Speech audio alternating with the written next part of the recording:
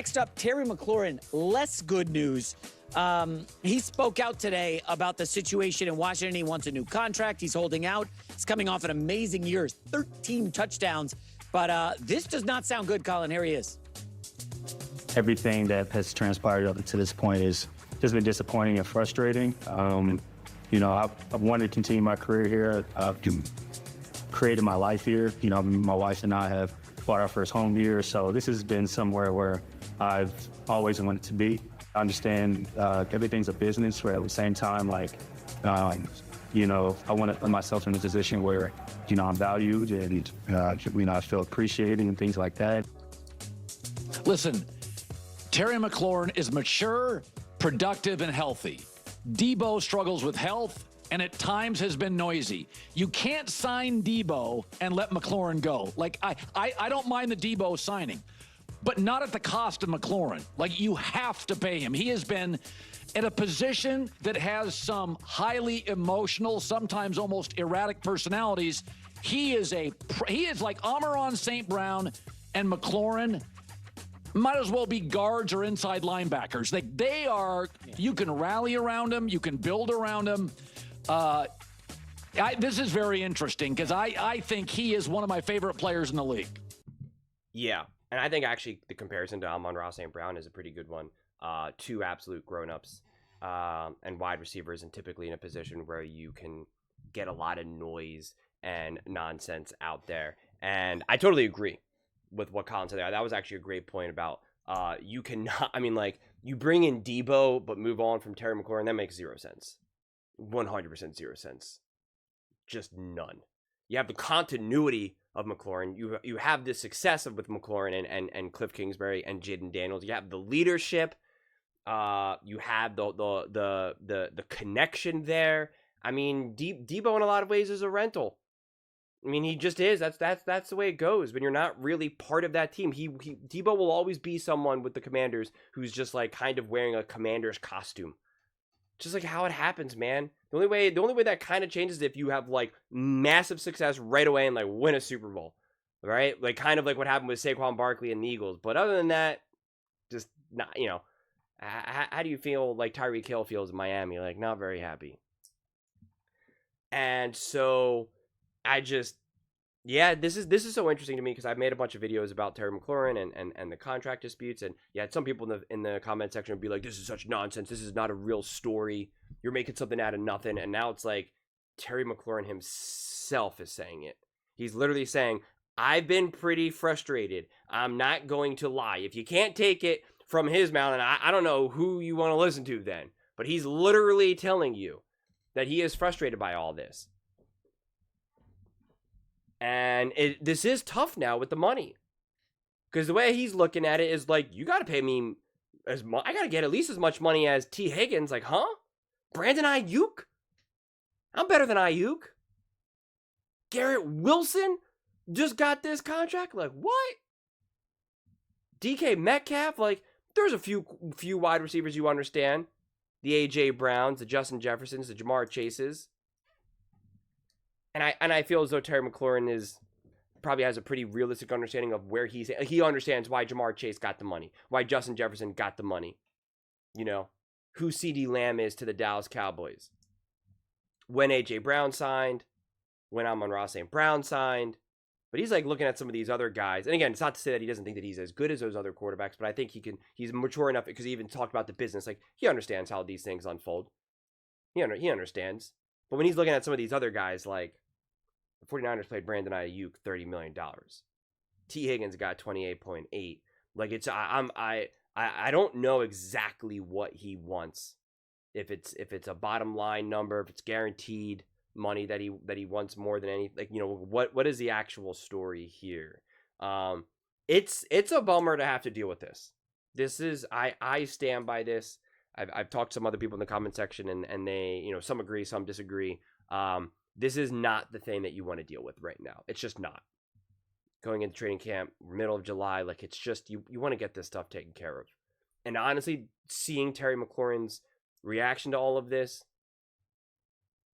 even if the deal does get done, I do feel as though he's going to feel a little Okay. You guys revealed yourselves right now. And it doesn't mean that he's not going to try. Doesn't mean that he's not going to ball. Doesn't mean that he's not going to do everything he can to win and be great. But, like, it's just going to be a little different. It's just going to be a little bit of, yeah, okay. I'm going to go home and chill with my wife. Like, it's just, you just kind of get that little bit of separation. And the family bubble, so to speak, that teams try to sell you on gets popped. And I feel like this is that type of experience that Terry McLaurin will potentially be going through.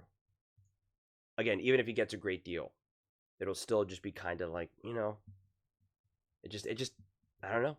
Sometimes it's hard to really stick the landing in this type of situation, honestly. Yeah. It's unfortunate. And, you know, I'm of the camp of pay him now. You know you're gonna have to eat a little bit of the contract, like in terms of what you pay him, with his age a couple years later, that it might not be the best, but at the same time, salary cap is increasing. Outside of him falling off an absolute cliff, you might be, you know, in year 3 or year 4 paying more money than you would want to. But it's not like you're paying him $25 million more than you would want, right? It's not like you're going to be paying him $30 million a year, but he's essentially a $5 million wide receiver. You know what I'm saying? Like, maybe in year 3 or year 4, you're paying him $30 million, and he's really more of like a $20 million receiver. It's like, okay. But you're still getting that $30 million receiver today, and most likely next year, outside of some devastating injury. There's no true reason to believe that he's just going to fall off a cliff. So, but you know, it's a tough one. And I just wouldn't overthink it right now. And you're going to be able to pay him. You're still going to be able to pay Jaden. Like, you know, Jaden also seems to have a great head on his shoulders too.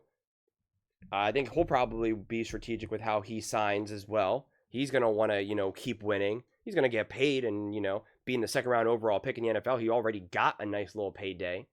So, you know, I think you'll be in a good position to still pay him. And like I kind of said before in one of my earlier videos talking about this, it's like, if you move on from him, it better end up being like such an unbelievable move. And I just feel as though that would have had to have happened before the draft. And the way how Colin phrased it, I really wholeheartedly agree with him. It would just does not feel like the play to bring in Debo and then ship Terry McLaurin out. I mean, if this was Debo like 3 years ago or something, like, then I could like kind of understand. That's not who Debo is right now. That's just not. It's really not. And Debo's still a great player and can win a lot of games and have a lot of success. But, like, I don't know. It's not like if you have Debo. It's not like if you have Debo and Terry McLaurin. Debo's the difference between winning a Super Bowl and Terry's not. If that was the case, then, like, I could maybe kind of understand here. That's not the case. That could have maybe been the case a few years ago. I don't believe that to be the case in 2025. And Debo's in no position to be a leader of the locker room, a strong voice in the locker room. He's just not. He's an outsider looking in. That's the way it works. So, yeah, this got messier than even I thought it would originally would. Especially when you have him speaking out loud. It's not like you're just hearing like from his camp saying, "Oh, Terry's reportedly frustrated and this or that." Like, he's now straight up saying it, you know, to reporters on film, mic'd up, like, you know, far from ideal. Those are just my thoughts. I'd absolutely love to hear yours. What do you guys all think? What do you think the commander should do in this situation? Let me know in the comments below. I read every single comment, so whether you agree with me or disagree with me, either way, let's get in some discussions, let's get in some fights, but ultimately, let's just have some fun. And please do consider subscribing. We are building an amazing community here, and I absolutely love to see you part of it. I want to build something that we all genuinely feel connected to, something that we're really excited to be part of. I think we're all on our way to doing it. Please don't forget to give this video a thumbs up, as it really does help the visibility and the algorithm. Thank you so much. See you next time.